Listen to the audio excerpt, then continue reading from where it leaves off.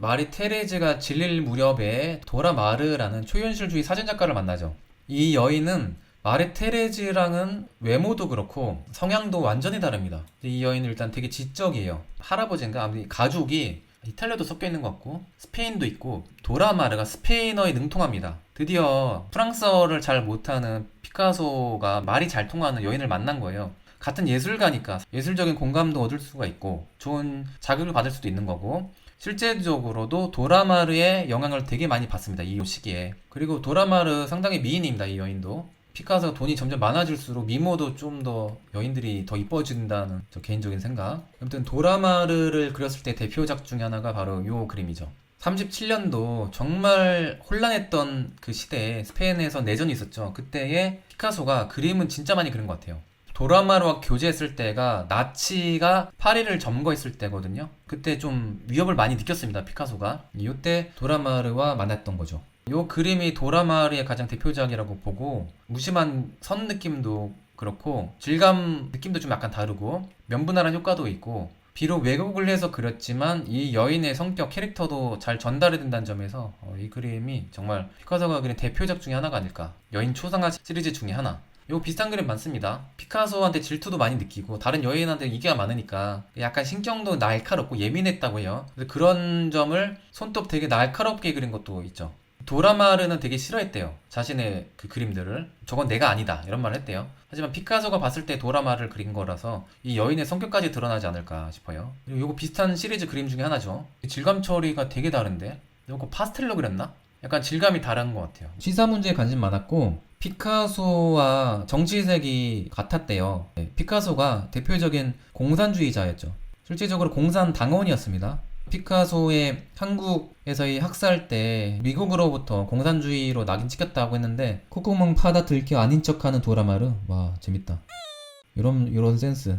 우는 여자, 같은 여자 많습니다. 이게 왜 이렇게 그렸냐 하면, 피카소가 다른 여인들도 좋아하잖아요. 인기도 많고. 이 도라마르 입장에서는 자신도 정부인데 피카소는 나만 좋아해 주길 바란 거예요. 그래서 맨날 울었대요. 근데 보통 남자들은 이럴 때 따뜻하게 위로해주잖아. 미안해, 내가 잘못했어, 그때만큼이라도 앞으로 안 그럴게, 이러잖아요. 근데 피카소는 아유 또 우냐 이 울보야, 이랬대요. 이게 이제 나쁜 남자죠. 위로해주기는커녕 오히려 별명을 지어줬습니다, 울보라고. 그래서 도라마르 그림 중에 속눈썹이 있고 눈이 되게 크고 눈이 강조돼 있거나 혹은 울고 있다, 이렇게 그러면 도라마르일 가능성이 되게 높습니다. 마리 테레즈랑 구별하는 법이에요.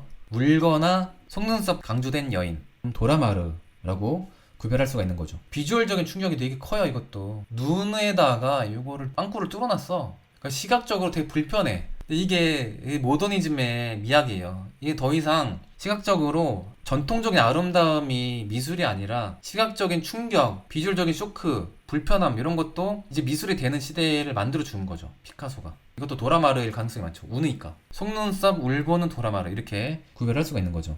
특별전 때도 앞으로도 있을 텐데 그때마다 다른 그림들 많이 올 거거든요. 그때 다 할 수는 없어요. 피카소 워낙 다작을 해서 저도 모르는 그림 너무 많습니다, 전 세계에. 갈 때마다 아 이런 그림도 그렸네, 이런 게 있어요. 하지만 대략 여인들 보면 제목 안 봐도 구별이 되죠.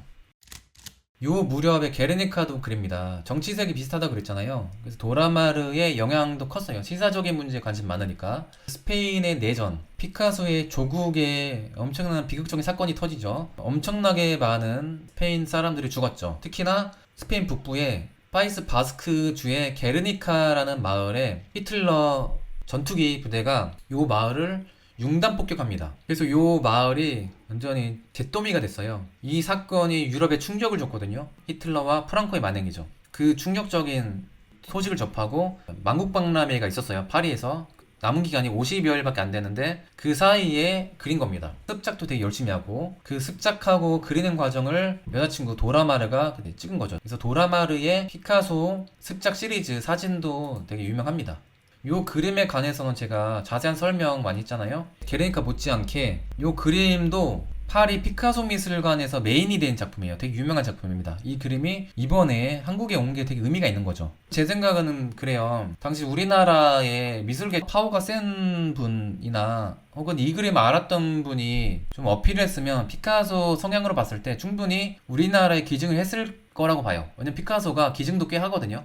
아무 보수 없지. 그러니까 자신에 대한 진정한 예술에 대한 사랑이 있으면요, 어떤 시나 이런 데도 기증도 많이 합니다. 게르니카 이 명작도 조국에 기증을 했잖아요. 예, 요것도 우리나라에 기증 받았으면 얼마나 좋았을까. 근데 우리나라는 그때 엉망이었을 때니까 뭐 기증 이런 게 어딨어요. 우리 이런 그림 존재도 몰랐는데.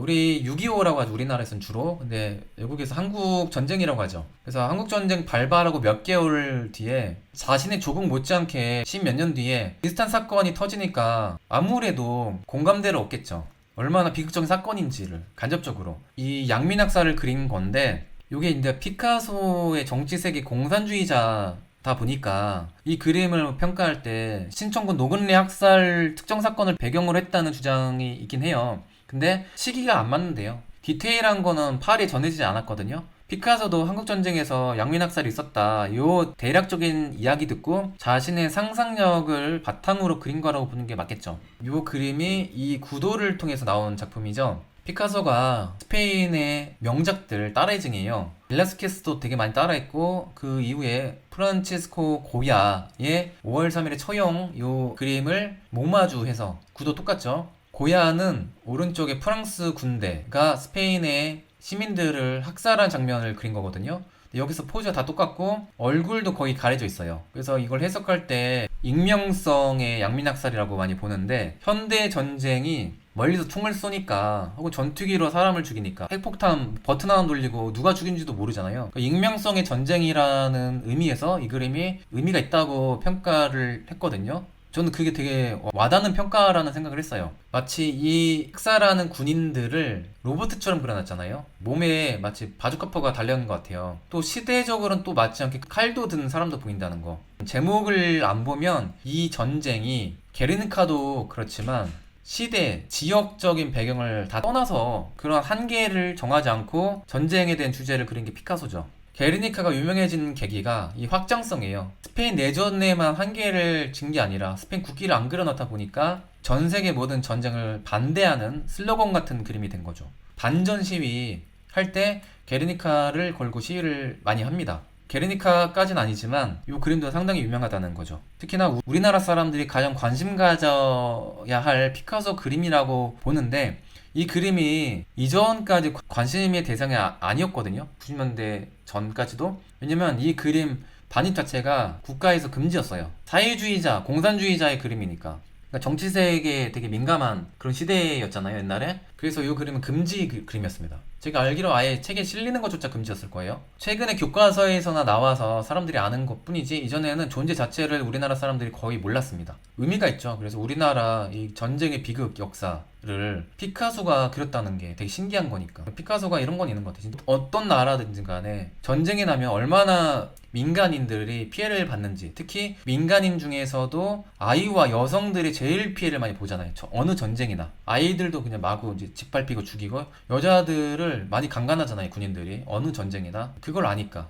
요거 사이즈 작아요? 저 그거 몰랐네요. 요게 사이즈가 컸어야 게르니카 급이 될 텐데 좀 크게 그려주지, 피카소. 어쨌든 요 그림 우리나라 왔다는 거에 큰 의미를 두고, 자, 그 다음 여자, 프랑스와 질롯, 이 여인을 다음으로 만나는데, 이 여인은 화가입니다, 화가. 이 화가가 아마추어 시절에 피카소가 어떤 레스토랑에서 체리 안주를 사주면서 꼬셨거든요. 그래서 이 학생에게, 야, 나 알지? 피카소? 당연 알죠. 피카소 미술계의 최고 스타인데. 그래서 너 작업실에 한번 놀러와. 그래서 그때부터 이제 사귀기 시작한 겁니다. 그래서 이 여인의 미모는 진짜 영화배우급이죠.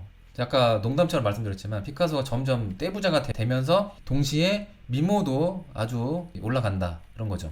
44년도 시기로 보면 프랑스와 질롯이랑 이제 교제를 할 때인데, 아직 완전히 여자를 정리한 것 같지 않아요. 도라마를 그렸거든요. 근데 이제 도라마의 표정이 안 좋죠. 요거는 눈썹도 안 그리고 느낌 자체가 좀 짠하죠. 결과론적인 얘기지만 좀 이별을 암시하는 것 같기도 하고, 표정을 억누른 이런 약간 슬픔이 담겨 있는 것 같기도 하고, 블루 자체가 슬픈 색깔이니까 뭐 그런 것도 있고. 요 그림이 아마 이번에 왔을 거예요, 이 그림. 이거 보시기 바랍니다. 요거는 시기는 도라마르와 사랑이 식었을 때지만 이때에도 만나긴 했었다는 거를 유추할 수가 있는 거죠. 요 그림이 44년도면 프랑스와 질롯을 만날 때인데 도라마를 그렸다는 것은, 맞아요. 이 여인이 피카소를 처음으로 찬 프랑스와 질롯이라는 아주 대단한 여자입니다. 그리고 그림도 잘 그리고 능력이 뛰어나서 학자로도 성공을 하고 지금도 활동하세요. 지금 미국에 거주하시는 걸 알고 있는데. 근데 결혼도 잘 하세요. 그리고 피카소 사후에 아이들에게 재산이 갈 수 있도록 그것도 법적으로 잘 처리도 하고 여러모로 미모도 탁월하고 능력도 뛰어나고 피카소를 스스로 찾고 이후에 피카소에 의존하지 않고도 성공한 유일한 사례라고 볼 수가 있죠. 걸크러쉬. 그리고 이 여인이 피카소가 사이가 안 좋아진 이후에 자서전을 냈거든요. 예, 근데 그 자서전이 피카소가 예술가로서가 아니라 남자로서 얼마나 진짜 망난인지 그거에 대한 이야기도 되게 많은데 그 출판을 막으려고 했어요. 피카소가 로비까지 해서. 근데 결국 못 막고 세상에 공개가 돼서 덕분에 우리가 피카소의 사생활에 대해서도 많이 알게 된 게 이 여인의 공도 분명히 클 테고. 근데 이 피카소 좀 나쁜 게 뭐냐면 이제 피카소와 동거를 하고 아이까지 둘을 낳았는데 그것 때문에 활동을 못했잖아요, 화가로서. 그래서 피카소 헤어진 이후에 화가로 이제 활동을 하려고 하는데 그거를 못하게 되게 많이 막았대요. 갤러리에서 이 화가 프랑스와 질롯의 그림 사지마, 내가 그러면 너랑 거래 안 할 거야, 이런 식으로 비슷하게 되게 막았대요. 나빴죠, 이런 건. 사이가 안 좋아졌더라도 한때 사랑했던 사이인데 그러면 안 되죠. 요 드로잉 유명합니다. 저 개인적으로 피카소의 드로잉 되게 심플한 드로잉 되게 좋아하거든요. 돈키호테 드로잉도 되게 좋아하고 요 그림도 되게 유명합니다. 벽에 딱 걸어놓기 좋은 인테리어가 모던한 스타일이면 요런 깔끔한 드로잉도 되게 잘 어울린다고 봅니다. 프랑스 진로 초상화고요. 시중에 많이 팝니다. 인테리어 피카소 드로잉 벽에 걸고 싶으면 이 드로잉 개인적으로 추천을 해드려요. 이전에 벽에 걸기 좋은 그림 방송한 적이 있는데 아무튼 이거 괜찮습니다. 유화보다는 이때는 드로잉이 더 좋은 것 같아요. 이것도 역시 프랑스 진롯을 연필로 드로잉한 거죠. 이거는 딱 봐도 피카소 요 사인에 찍겠다는 이유로 요 한 장이 금이 된다는 거죠. 위대한 한 화가의 특권입니다. 제 기억으로는 피카소도 평생 식당 무료권을 가졌던 것 같아요. 보통 식당에 가면요 돈을 안 내고 그림을 대신 그려줬대요. 예, 스케치로. 그게 훨씬 더 큰 가치를 가지고 있겠죠. 예, 밥값 내는 것보다. 와, 부럽죠. 식당 맛집 공짜로 그냥 먹고 그냥 스케치만 해주면 그냥 맛집 그냥 갈 수 있다는 거. 유아는 이렇게 그렸는데 얼마나 이뻤으면 이 여인을 꽃으로 많이 비유해서 표현했거든요. 좀 유치하죠. 약간 해바라기 비슷하게 그린 것 같아요. 피카소의 말년에는요 진짜 다양한 실험을 합니다. 도자기 작업도 많이 하고 그 중에 하나가 요런 작품이죠. 그 유명한 벨라스케스 스페인 바로크 화가의 시녀들을 오마주해서 도자기에다가 그린 거죠. 딱 봐도 알죠? 시녀들의 마가레트 공주인 거. 왜 찾냐면요 진롯이 피카소가 바람 펴서 찾습니다. 한 번만 더 바람 피면 나 애들 데리고 도망갈 거야 그랬는데 피카소가 되게 우습게 여겼나 봐요. 왜냐면 피카소는 여자한테 차인 적이 없거든요, 이전까지. 근데 진짜 차이고 피카소가 충격을 받았대요. 내가 여자한테 차이다니. 피카소에겐 여자가 없는 것은 극도의 공포래요. 정신적인 그때의 그 트라우마가 있었대요. 여자가 없었을 때. 잠깐 썸 탔던 여인이 바로 이 여인입니다. 오해하지 마시고요. 이 여인의 젊은 시절에 피카소가 좀 썸을 탔고 공식적인 연애는 아니었다고 이제 봐서 피카소의 일곱 여인을 얘기할 때 이 여인은 보통 빼죠. 피카소가 이제 진짜 이 프랑스와 이 여인이 경고를 했는데도 무시하고 바람 피니까 애들 데리고 도망간 거죠. 개인적으로 활동을 하고 화가 되고 활동하면서 또 피카소 디스도 하고 책도 쓰고 또 재혼도 하시면서 성공도 하고 피카소 죽은 이후에 유산도 잘 받아내고 능력이 뛰어났던 여인. 이번에 왔던 작품 중에 하나인데요. 도자기에 여러 시리즈 그림으로 많이 그립니다. 피카소가 일단은 관심도가 이제 대중에서 좀 많이 멀어진 시기니까 이때부터는 미국 미술이 대세 시대이잖아요. 50년대 이후에 잭슨 폴락의 추상 표현주의가 유행하고 그 뒤에 팝아트가 유행할 때니까 이제 아무래도 이제 전성기에서는 좀 내려온 때죠. 피카소가 그 예술에 대한 열정은 뭐 나이가 들어서도 계속 유지가 되는데 이런 말을 했대요. 젊음에는 나이가 없다. 젊어지려면 오랜 시간이 걸린다. 그러니까 피카소가 외형적으로는 이제 할아버지가 되지만 생각하는 거, 이 마인드는 절대 늙지 않았던 것 같아요. 열정의 면에서. 그 말년에 도자기 공방에서 아르바이트를 했던 자칼린이라는 여인을 만나서 결혼을 하죠. 그 스타일이 좀 많이 다르죠. 이 자칼린이 피카소의 조수일 때 화가 할아버지를 되게 잘 챙겨줬대요. 깍듯이. 그 착한 매력에 반했을 수도 있고. 그래서 피카소의 부인이 되는데 결혼한 계기가 첫 번째 올가가 돌아가셔서 결혼을 이제 한 거죠, 재혼을. 이제 말년에 그린 작품들을 보면 피카소가 스페인 사람이다 보니까 스페인의 문화에 대한 이런 애착은 계속 이어지는 것 같아요. 투 관련된 주제로 많이 그림을 그립니다. 마타도르라고 해서 우리가 잘 아는 투우사 마지막에 칼로 소 찔러 죽이는 게 주인공 히어로거든요. 그걸 마타도르라고 합니다. 스페인말로. 그걸 그린 거고 이제 피카소가 어릴 때는 오히려 어른처럼 그렸고 커서는 아이처럼 그렸다는 말을 많이 하잖아요. 그래서 이런 말을 많이 했죠. 모든 어린이 아이는 예술가다. 문제는 우리가 자라면서 예술가로 남을 수 있는지의 문제다.